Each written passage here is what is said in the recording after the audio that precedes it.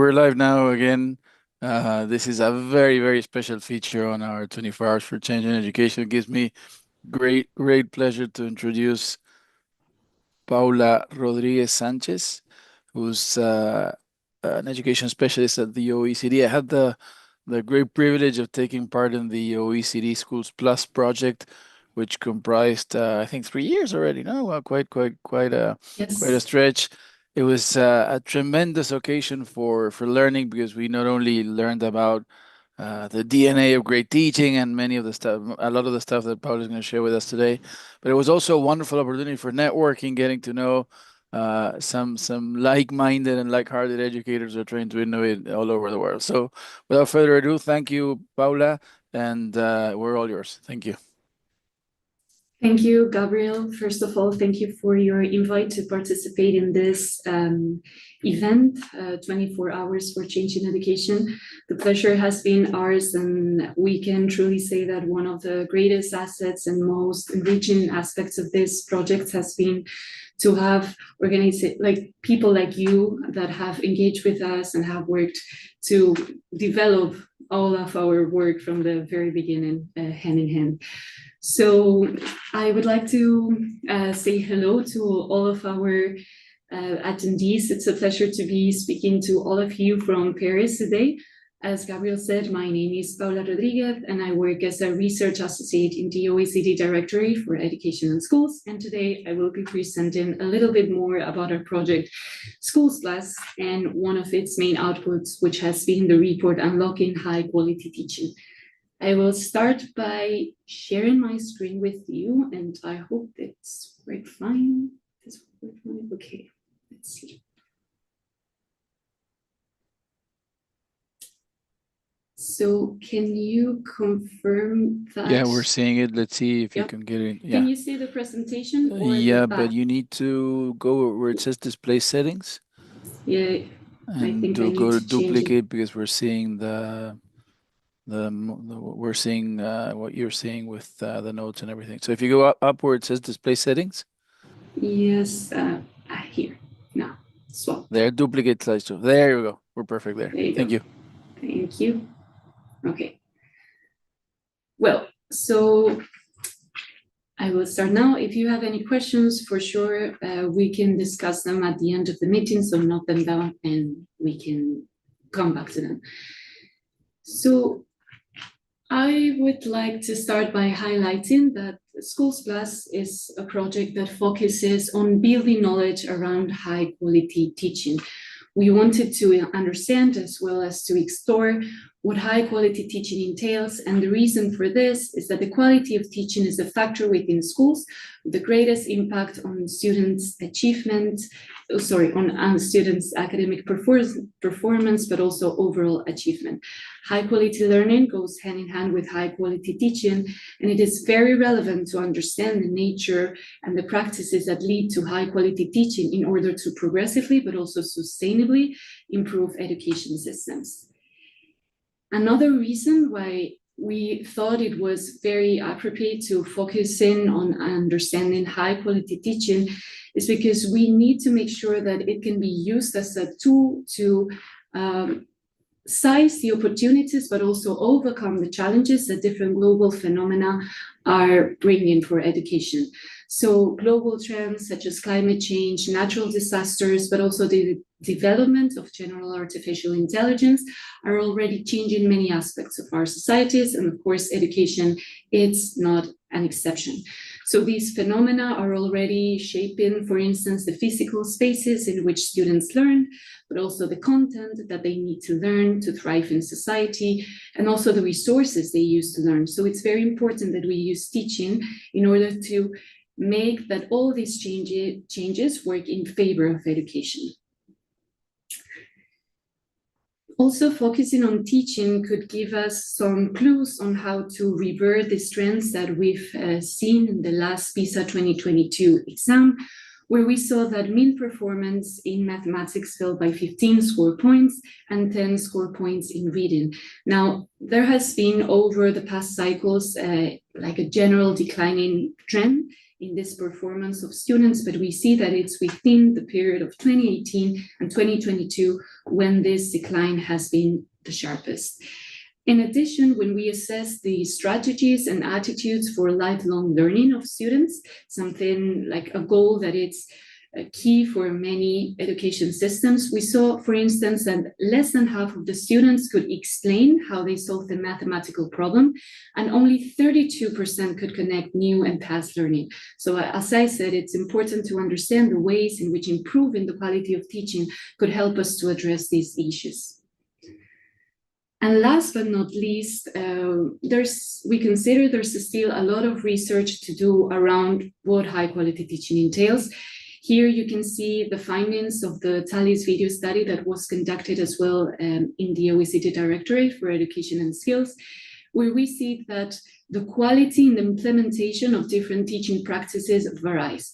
And we see that in this figure that the quality in the implementation of instruction was lower than that of social emotional support, while for classroom management, countries and regions participating in the study did well. And we need to understand not solely the variances between practices, but also what the variances across countries. So we still think that there's a lot to do in this realm. Now, the first and perhaps more challenging task when trying to build knowledge around high quality teaching is to overcome the dichotomous opposition in which certain pedagogies are placed. So pedagogy, which can be defined at the minimum as the act of teaching, has associated values, associated beliefs, which contribute to their politicization. And this is somehow hindering a more nuanced understanding of what each of these pedagogies can contribute to high quality teaching. So we tend to oppose student-centered versus teacher-centered, active versus passive, progressive versus traditional pedagogies. And the truth is that these both at the same time can contribute to improving teaching. So the first task, which was also very challenging, was to conceptualize what we call, and you see here, the taxonomy, the Schools Plus taxonomy of teaching. So it is a structure framework that contains 5 different goals associated with high quality teaching. These are fostering classroom interaction, ensuring cognitive engagement, using formative assessment and feedback, crafting quality subject content, and providing social emotional support. This taxonomy also includes a set of practices that teachers can implement within their classroom in order to achieve these goals. Now, these practices have been rigorously examined by research, and we've only included those practices that were informed by solid evidence, and they are relevant across ages, subjects, and all the cultural contexts with which we've been working in the project. So we like to think about this taxonomy as a shared language, a common framework with which different education stakeholders can share language on what high quality teaching is and how to achieve it. And this is a very brief but very relevant snapshot of how this taxonomy was constructed, because it has been a very enriching process that has brought together many different stakeholders. So we had the OECD Secretariat and the Informal Advisory Group who first made a draft first version of this taxonomy. And then we had an informal expert group of 7 experts, academic experts, and 2 scope and reviewers who contributed with their knowledge and revised the evidence behind all these practices. Then we had an expert review rating with 26 experts from academia and knowledge brokerage organizations, which yielded very interesting results that we will share after this slide. And we had more than 150 schools across 40 countries that contributed their professional knowledge. And this part was very important. The schools formed what we call the Learning Circle, which is a network of schools that were participating in different activities, different meetings to help us, support us in developing the report. So for instance, in the case of the taxonomy, they let us know whether the research that we had examined was really useful and really reflected the reality of their classrooms, and other information such as whether the practices were relevant for them or if they called them in another manner. And we think this is very important because not only it has improved the outreach of our project and the adherence to it, but it's very important to bring teachers on board to have a snapshot of the reality of the day-to-day of teaching. Now, these are the results of this exercise that we did, and you can see on the left we have the different dimensions of the teaching taxonomy, and in the middle we have the practices. We can see that for practices such as relationship building, which is at the bottom part on the left of the slide, there's low strength of the evidence as compared, for instance, with practices, as compared to practices such as feedback, which is found on the right side of the slide, right in the middle. This does not mean, of course, that the evidence is not valid, but it rather signals different areas, different practices for which future research is needed in order to make them more solidly. Now, in the report, we have tried to include information that is relevant for a wide range of stakeholders. And of course, this includes teachers. And we've tried to make it as a reflective guideline rather than as an application guideline. We really want teachers to be able to use this information in a very flexible manner to adopt it to their local context. And because of this, we've included a set of information that we thought could be helpful for that. So this is an example for the practice of feedback, and we have key information such as the definition as well as the best available evidence. And then we have information about the key decisions that teachers need to consider when implementing a practice, and also how to observe that the practice is actually working in the class environment. So the section on the key decisions, we again tried to keep it as reflective as possible, and that's why we used the format of questions. So when implementing feedback, teachers may consider whether feedback is timely and focused or not, if student peer feedback could be more helpful, or how to ensure students actually act upon and use feedback. Now, when this practice is working, this translates into students acquiring a set of knowledge, skills, and values and attitudes. So in the case of feedback, if students can act upon feedback independently, that means that the practice is working to some extent, at least. And last but not least, we include information for school leaders mainly to reflect on how the school environment and them as school leaders and principals can support teachers to achieve high quality teaching. We really think that improving teaching is not a solitary endeavor, and it's not possible for teachers on their own to do it. So it's very important to bring a community perspective in this goal.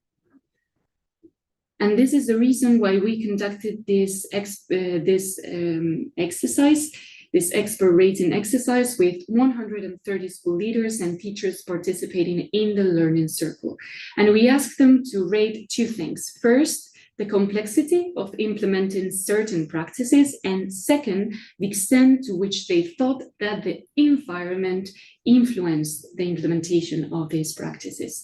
And we found very interesting results. You can see, for instance, for the practice of building teacher-student relationships, which is found at the bottom on the left side of the slide, teachers considered that the difficulty of implementing this practice was rather low, and they also considered that the school environment didn't influence this implementation. While for other practices, such as facilitating first-hand experiences, we see that the complexity is higher, and also there's a greater influence of the environment in the implementation of this practice. And you may think, why is this information really valuable and important? Well, the reason why we conducted this expert rating exercise is because we think that it provides useful information for school leaders, but also policymakers, to develop adequate professional development strategies. So for practices that present a lower complexity to implement, ensuring that teachers have foundational content knowledge or that they keep up to date with scientific knowledge might be more than enough. While for other practices that are more difficult to implement, school leaders may need to consider integrating classroom observation schemes as well as mentoring their schools to support teachers to improve their practice. In addition to this mapping of learning strategies, we also identified 7 key policy areas at the school level that greatly influence the quality of teaching. So let's take, for example, allocating teachers to learners. You can see that on the right side of the slide, right in, I think it's a brown color. And we have different elements within that policy. So for instance, let's take class size. We know that, for instance, building quality teacher-student relationships in class, it's very complex in those classes that are very large, because these relationships take time to build, and it might be much more difficult for an educator to build quality relationships when he or she cannot dedicate time to each of their students. Then as well, in the case of support teachers, the use of support teachers, we see that adding one teacher to one classroom can improve practices such as metacognition or feedback, because it can make it more individualized. So it's very important to keep in mind these school policies that are not under the scope of teachers, and they have not perhaps the power to decide on them, because they are very important for how they will develop their teaching. And in addition to this, we also identified different stakeholders beyond the walls of the schools that could also have a great influence in teaching. Let's take, for instance, local governments. Maybe a school would like to partner with a local government in order to ensure that students can have quality first-hand experiences, so real-world learning that goes beyond the walls of the school. Another important output of this project has been the OECD School Circle, which is an online platform which contains relevant information for teachers. It contains all the information that is found on the report, and they can comment and rate all this content. But it also leads them to what we call the inspiring practices. And this is a section that showcases real-world examples of how different teachers across the world are implementing these practices that we've talked about in the taxonomy. This section includes information about the resources as well as the methodologies to assess impact, and also the challenges that the practices aim to tackle. And this is very useful because this means that teachers can come here and get inspired by these practices, get them as examples that they can then adapt to their local context. And we think that this is useful because after working, as Gabriel said, for 3 years with schools across the globe, we've seen that even if the contexts are different, we see that the challenges remain very similar. And this is actually the feedback that we've been getting from some of our participants. So teachers, but also school leaders. For instance, this teacher from Adenor College in Romania let us know that she thought that while teachers' educational contexts vary and have their differences, the fundamental challenges that they face remain very, very similar. Also, the purpose of all these teachers, as another teacher from George Eliot Secondary School from Canada mentioned, and he said that meeting with educators from around the world affirm that the context may differ, but that their hope is shared, and it's that young people experience learning as meaningful, empowering, and deeply human. Then we had another school, well, a head teacher from the Carrick Academy at the UK, who said that participating in this project and learning about practices in other schools and other countries challenged her own thinking and encouraged her to try new ways of enhancing practice. And we also got a very good example from a teacher in India who's now a director of education. She's been working with us from the very beginning and has also submitted an inspiring practice to our project. And with the evidence base that she's building over the years, now she can ensure that many other students benefit from this inspiring practice, from this project that she presented. So if you want to learn more about this project, please go ahead and scan these QR codes. You can see that we have launched the version in English and also another version in Spanish. And if you want to share with us some questions in a direct manner, if you prefer to share them with us directly, you can contact us at oecd.schools+-oecd.org. And well, I open the floor to any questions that you may want to share now. Thank you very much for your attention. Thank you, Paula. That was wonderful. Having participated in many of the discussions, I'm sure that it must have been one of the most challenging projects that the OECD has ever tackled, trying to make sense of schools and school heads. It's commendable that you were able to distill the DNA of great teaching in the publication. I've always wondered how tough it must have been to do that. I was wondering, maybe you can stop sharing now, Paula, because we're seeing your desktop. Sorry, I thought I had done it. No, that's fine. I'm sure you have, but how does the outcome of this project compare with the OECD's 2030 vision? I think it matched up pretty well, but have you done any internal matching up of the learning compass with what came out of the OECD Schools Plus project? Yeah, so in fact, and this is information that of course has been included in the report, when looking at the types of skills, values, and attitudes that students develop when implementing these practices of the taxonomy, we've done a mapping exercise where we link those directly to that compass that you were speaking about. And this is very valuable because it also allows us to directly link those insights from schools to our work in the OECD. We need to remember that the conceptual development of this project has really been a co-creation process with schools.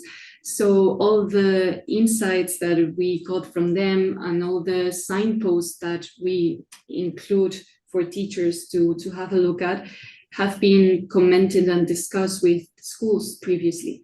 So that matching exercise, of course, is very valuable, and it's displayed for all dimensions and for all practices within the report. Wonderful. Thanks. Very remote course. Paula, thank you very much. You've been super generous. Thanks, Noel, who's there also in the meeting. It's been a great pleasure, and I look forward to continuing our work with the OECD School Plus project. Thank you, Gabriel. We also hope it's the case, and good luck for the next meetings, and thank you for organizing this great event. Thank you.